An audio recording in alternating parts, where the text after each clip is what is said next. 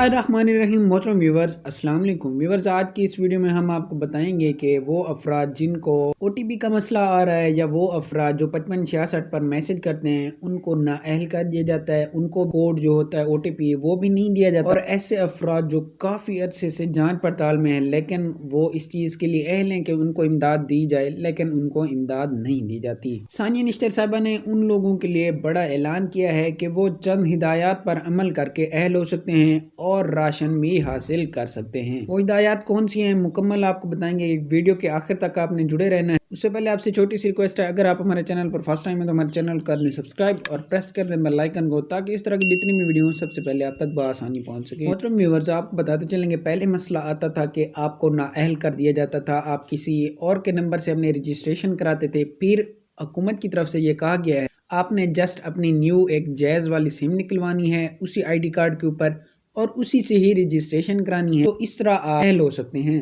काफ़ी सारे अफराद इस तरह का काम कर रहे हैं कि वो अपनी न्यू जैज़ वाली सिम निकलवा रहे हैं और वो अहल हो रहे हैं। आपने भी जैज़ की सिम से रजिस्ट्रेशन करवानी है और OTP का जो मसला होगा वो इंशाल्लाह आपका हल हो जाएगा और आप बआसानी इमदाद हासिल कर सकेंगे। वीडियो यही तक थी, अगर पसंद है तो लाइक कर दें, चैनल कर दें सब्सक्राइब। मिलते हैं नेक्स्ट वीडियो में, तब तक के लिए अल्लाह हाफिज़।